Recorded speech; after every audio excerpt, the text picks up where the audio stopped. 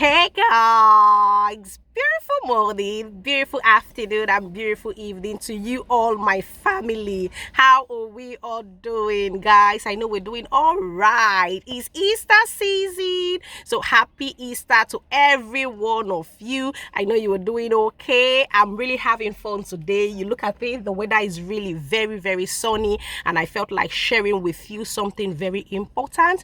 So in today's video, we're going to be talking about being referred to NMC. Yes, I was part of this, and he said to me, Nosvalet, I want you to share it. Yes, he was being referred to NMC by the NHS trust he worked with because they felt he was not acting appropriately as a nurse to deteriorating patients. He didn't escalate a deteriorating patient. He made some medication errors. They were having serious concern, like the line manager and other nurses were having serious concern about his nursing practice and failure to complete supervision program, not demonstrating skills and knowledge required to practice as a nurse. So in today's video, we're going to talk about the whole saga he faced, what to do, and when you face such issues, and lessons to be learned so that you don't make such mistake. We're going to be talking about that in this video. So if you're meeting me for the very first time, my name is Violet Okolocha. I'm a registered nurse. I practice in the UK. I actually talk about everything about OSCE, and recently my OSCE students are like telling me share my experiences, which I'm happy to share as long as they give me the go ahead. Okay, so that's what we're going to be talking about in today's video. So guys, do well to like this video, do well to share, and do well to tell me if you've encountered such, and do well to learn from it as well. All right guys. All right, so let's get started. So what happened? He was employed like every other person was employed to an NHS trust, and when you come from a different continent, is difficult. I have to be honest with you, without taking any sides. It's very difficult when you come from a different continent, whether you're coming from Zimbabwe, whether you're coming from Ghana, whether you're coming from Nigeria, Filipino, Indians, and the rest of them. Is quite difficult. Although you can tell me that nothing is the same everywhere, but there are some little differences. Okay, so when he came into the UK working under the NHS trust, he said to me, nobody teaches me, nobody like carries me along and be assigned, like, okay, you're being assigned, so okay, you and this nurse, you're working even when he has not gotten his pin, and the nurse is just carrying out her own duties without even involving me. So it's really affected me, so I couldn't learn, and I kept on making a lot of medication errors. He didn't deny it, he'd hold up to it. I wasn't really learning. Even when I go for training and come back, I wasn't really learning. So I was making a lot of medication errors, I was making a lot of mistakes. And he said to me one day, I did a patient news, I did a patient observation, and the news was like 8.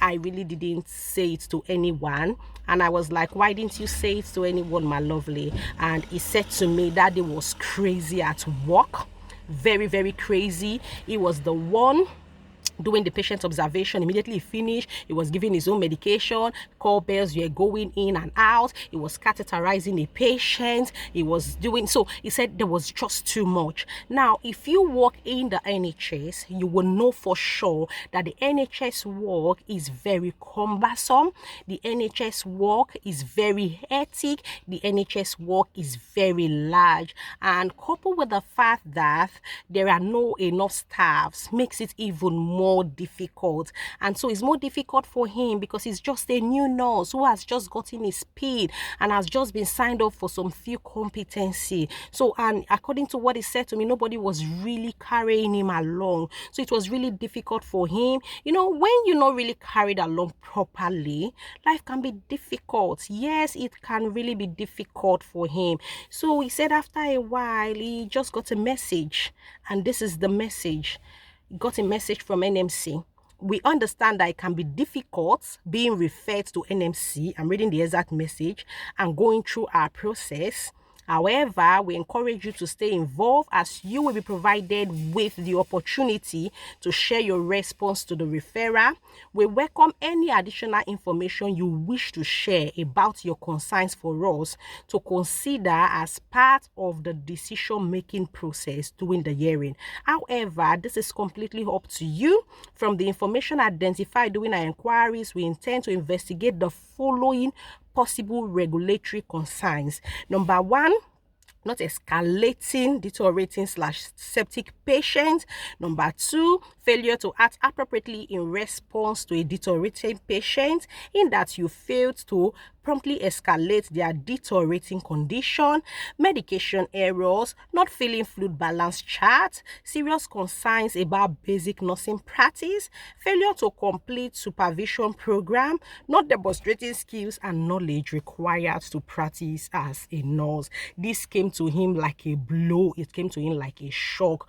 Although he said to me, I've not been very competent, but I really didn't expect to be referred to NMC. I really didn't expect this. And so when he got this message, he was so demoralized. Yeah. So, and like I said, it can happen to every one of us. And that is why we're presenting this issue, for every one of us to learn one or two things from this.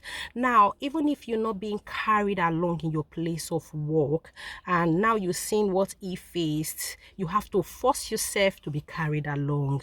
And like I said, I'm not taking sides with him, but I said to him, this is a call for you.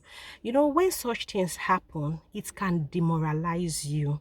It can make you lack confidence in yourself. But like I said to him, do not lack confidence in yourself. Try your best. So NMC actually discussed about this case, and so they asked him for some evidences. So as we all decided, like anybody who's worked with him for some time could give messages.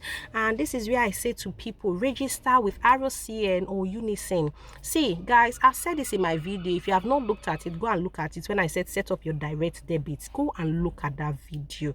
I said immediately you get your pin, go and register with ROCN or Unison. I cannot emphasize their role. They defend you. They fight for you. Because when this issue came out, we had to ask him, where are you registered with? Is it ROCN or Unison? And he said it was ROCN. And they took up the case. Yes, they took up the case. They tried their best for him. Yes, they did try their best for him. And after the hearing of the case, then they said, hang on, I'll read it out for you. After the hearing of the case, then they said they can now allow him. Yeah, so they said they can now allow him. I'm coming. I just have to get the exact thing. I'm ready. Yes. Sorry, guys, for the delay.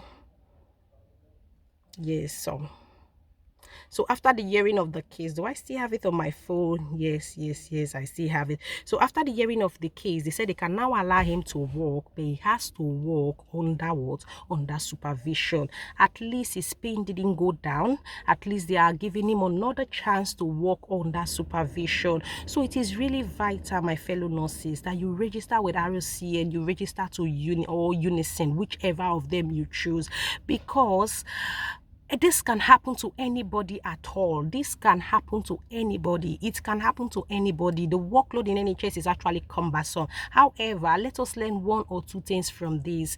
If you are working, no matter the stressful environment you are working, just make it a point of duty to prioritize some things. Number one, if a patient is snoozing high, try your best. That is why I always say go to work with your jotter. Try your best and write it and escalate it to the nurse in charge, escalate it to the doctors looking after the patient. Try your best to, make it work. Like medication errors, look at the medication properly before administering them. Keep looking, even if they are tagging you like she's so slow with medication. Who bloody cares if you're slow with medication? As long as you are not making any errors in the medication, who bloody cares? And another thing is, try to get along. I know it's not easy when you're coming. You say nobody greets me. Just try and get along. Just try, forcefully get along. Get along with the nurses. Get along with the team. I know it's not easy. I know. I perfectly understand. But just forcefully get along.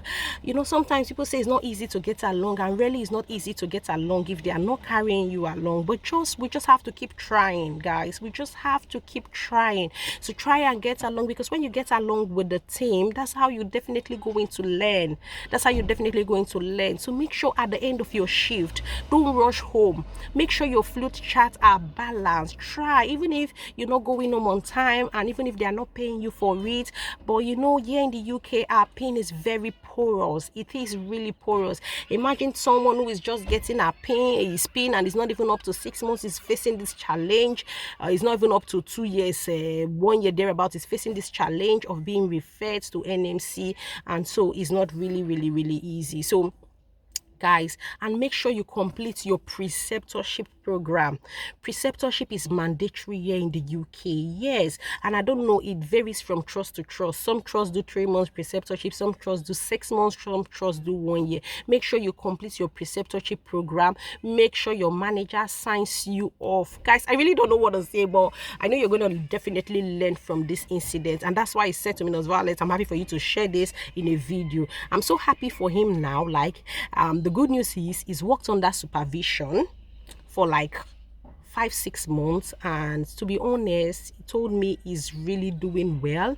He's been signed off all his competencies now, and he's really adjusted to the work and is learning well. He said to me, Nurse Violet, it really affected my confidence, but I gathered positivity from this. I said to myself, I must make it work, and my pain in the UK will not go down. So he took the good side of it, and I'm very happy for him when he got the confidence and said to me, Nurse Violet, I'm very happy for you to share this video. So these are some of the challenges our nurses are facing here, and I thank God for him. He used it positively. Some people, you know, keep accusing people and say they don't like me here, you know, but it's possible. There's no doubt, it's very possible, but him didn't look at such. He just picked his life up in pieces and made up his mind that it was going to be positive from it. So I said to him, band 6 loading for you, to be fair, because now you've been signed off finally from your competencies, you've been completed your preceptorship training, and you've learned, you've worked under supervision. Your manager is happy to have signed you off now, and you know, so band 6 loading for you, to be fair, and you know, so that's just it. So this is an encouragement to every one of us. No matter what you're going through, like I always say, share it with some of us, share it with seniors, your seniors where you work, who are from the same country with you, or who they may not be from the same country with you, but they are your friends, they are like family, they are your mentors. Share your experiences with them, and I'm sure they will give you the best of the best advice. All right, guys, I know you've learned from this. I don't want this video to be boring. I will see you in another video. I'm already sweating. And until I see you again, guys, keep passing your OSCE exam. I love you all, guys. Share this video. Bye, guys.